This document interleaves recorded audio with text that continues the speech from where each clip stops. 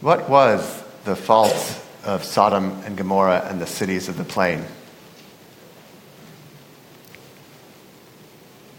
Our Christian cousins might say it was sexual impropriety. We might rebuff them, but I don't think they're entirely wrong. There is intimations of that in the story just after what we read. The prophet Ezekiel describes the ruin of Sodom and Gomorrah as a result of their arrogance and selfishness, stinginess. And the Talmud expands on that idea in lovely parables and stories. So Sanhedrin says that if a person had rows of bricks, the people of Sodom came and each took one brick. And if they were caught, they'd say, I only took a brick. It's not a big deal. But it made it impossible for the bricklayer to finish his work. It was a de minimis category, a category that fell below the threshold of legal prosecution. I just took one brick. Likewise, if a person spread out garlic or onions to dry, everyone would walk by and take just one. So the person had no herbs and spices to cook with. But then if caught, one could just say, it's just a piece of garlic. It's like taking a grape from a grocery store, which I believe is totally legal, right? You can take grapes from a grocery store. That's legal, as far as I understand. It's not legal. But it's that impulse. It's just a few grapes. They were going to fall off the stand anyway.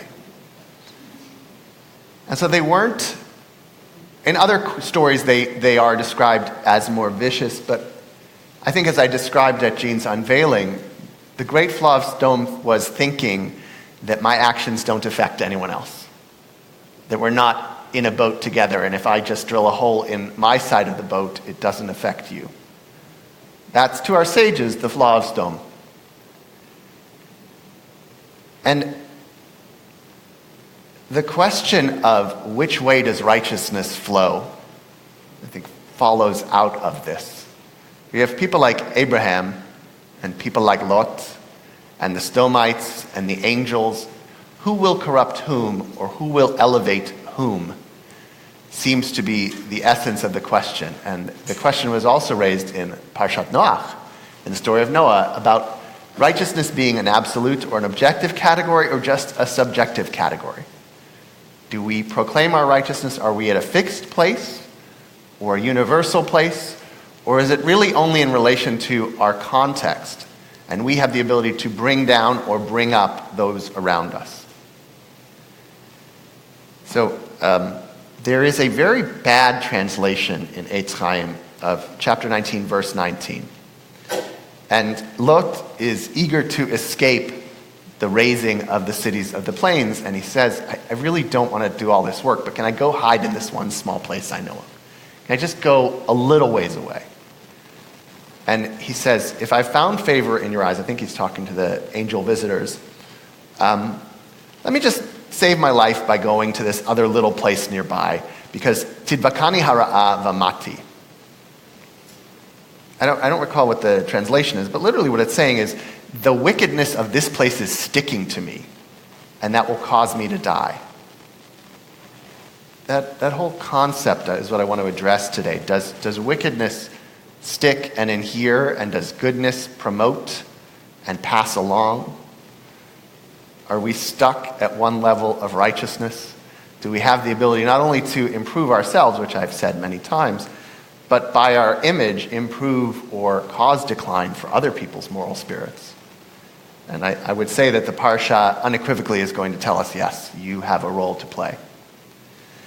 So Rashi, I think echoing Rashi's and Midrash comments on Noach, puts these words in Lot's mouth about that verse. I was only righteous among the wicked, but if I leave here, I'll be wicked. Everyone will recognize that the wickedness of Sodom is sort of inherent now in my spiritual DNA, and I can't fully escape it. I seem like a good person as long as I stay in a bad place. But I've been so corrupted by Sodom, and some people in other Midrashim say it could happen in a day. It's such a bad place. That if I go elsewhere, they'll recognize the taint of the wickedness of Sodom on my spirit, on my flesh, on my ethical character and comportment. Rashi is saying, I think, of this verse that wickedness can stick to you and befoul you.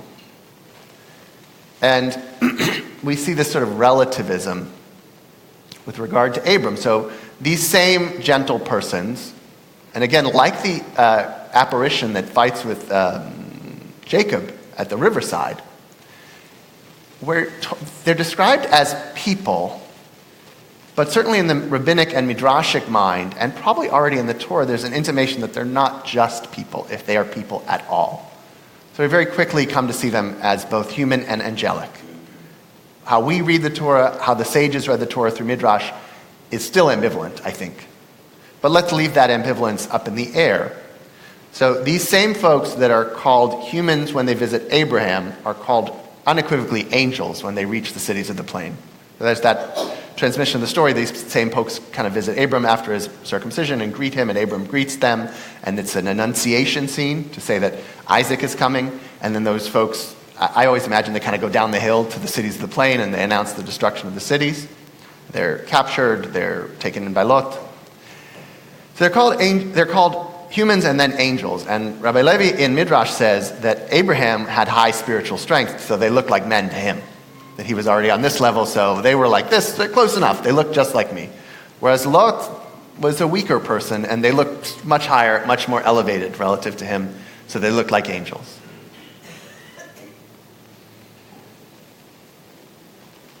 We don't get a clear sense of whether Lot started out as a decent person, although actually I think we do. It didn't occur to me in preparation, but there is a scene where he and Abram decide which way to go, and Lot picks greedily.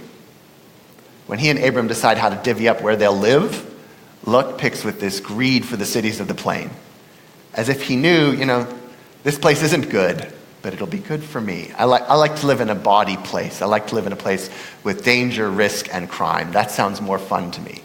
I guess he would be the one that helps gentrify the neighborhood, maybe. I don't know. But that's actually the point. He doesn't gentrify the neighborhood. He is not a harbinger of improvement to the neighborhood. And you see that extremely clearly. I was talking to Owen on the Bima. So there's that negotiation, right? If there's 50 people, will you save the city, Abram says. If there's 40 people, what about 35? What about 30, 20, 10? What happens next? What's the resolution of the negotiation? Stops at 10. The negotiation ends. I mean, biblical critics would say, well, as a different source enters, and we need to hear the story of the angels, but the simple fact is, it stops at 10. We don't know whether the negotiation ends fruitfully or not. It seems to me, from the way Marianne's last reading went, that God kind of lets Abram think this is going to work out fine. And Abram goes back home feeling relieved, maybe, or content that he had done his job. But obviously that wasn't enough. So here's the question no one asks. You've got Lot, his 2 sons, his 2 daughters, presumably some kids. Aren't there 10 people among them that are decent? It should be a big enough family to find 10 decent people if Lot himself has a decent family. There's no accounting, but you know of at least, I think, 5 people in Lot's family. Himself, 2 sons, 2 daughters, 2 sons-in-law. And so that's halfway to 10. Throw in a few kids and a few retainers. You should have a decent household, enough to save the city, and that never happens.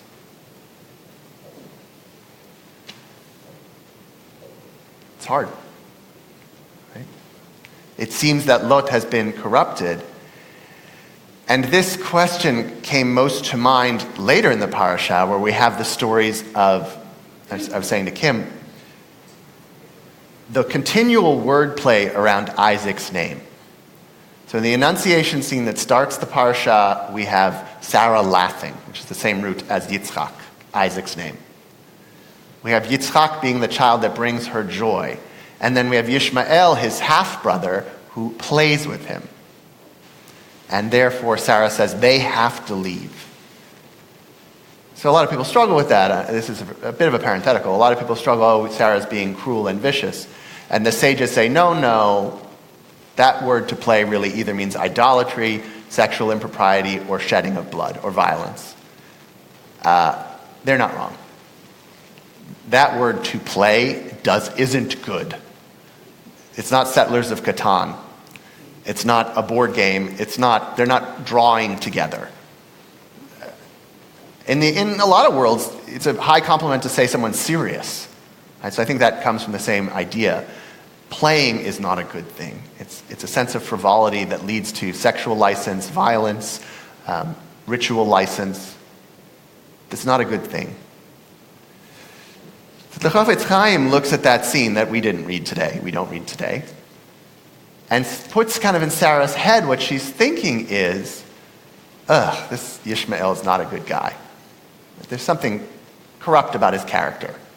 Somewhat of a sociopath, maybe. I don't want to go too far because the Torah isn't clear on his character.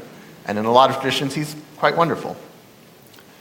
But the Chafetz Chaim, the 19th century rabbi of, I think, Lithuania, says, she's asking the essential question that I'm asking today is who will prevail in a battle of character? Do we rise to the expectations that are set for us, or do we descend to the lowest common denominator? And she's afraid that Isaac's going to fall to Ishmael's level. Whether we want to accept that Ishmael is of a lower character or not, that's not the point. She believes it. And so she has to exclude him because she needs her son to have better role models. So then the question I want to think about together is this. Which one are you in the story? And what's the best perspective to take in one's life? Are you relatively righteous or relatively wicked? If we want to understand or perhaps believe that there is no objective righteousness, that these things are on a gradient, a scale, a sliding scale, which one are you? And I'm going to suggest that the best outcome, the best perspective to start with, is to assume that you are at least righteous enough and that other people are even better. That seems to be Abraham's viewpoint. He was able to, by some traditions, see the good in people. We get this through Hasidic traditions also, that a great Rebbe is the one who draws out the blessing in others, that sees Ahavat Yisrael, the true joy and love of every Jew and every person. Sees the blessing and the holiness, the holy spark in each person. And so we're told that Abraham did it. And we also know that one of his spiritual descendants, also named Abraham, Abraham Lincoln, could also do it. In his inaugural address, I think the second inaugural address, he talks about seeing the better, lifting up the better angels of people's nature. So in a world where morality might be relative, and in a world where we don't know, behind a veil of ignorance, we don't know which place we find ourselves in, best to assume that you are not wicked, and best to assume that others are even better, and all of you strive towards a high expectation. I'm going to leave you with just a nice idea to inspire you on this front. So we have the Akedah, the testing of Abraham. Would Abraham sacrifice Isaac? We're not going to go there because it's spiritually and theologically impossibly complex and problematic, which is really good. Scripture should have those conundrums for us, right? Scripture should present parables and paradoxes to us that force us to do intellectual and spiritual work. But the interesting thing is that he is tested. That's the word that's used. So Midrash says, in the name of Rabbi Jonathan, a potter, I didn't check this with my wife in advance. This may not be true. A potter doesn't examine defective vessels because he can't tap on them without even breaking them. You can't give them a single blow without breaking them. So if you know a bowl is junk, you don't poke at it. Right? It's just going to fall apart anyway. Not worth selling. Karen won't even sell those things. So you test the sound vessels. You look at the ones that came out well and check them, because those ones will endure. So too, the Holy Blessed One doesn't test the wicked, but the righteous.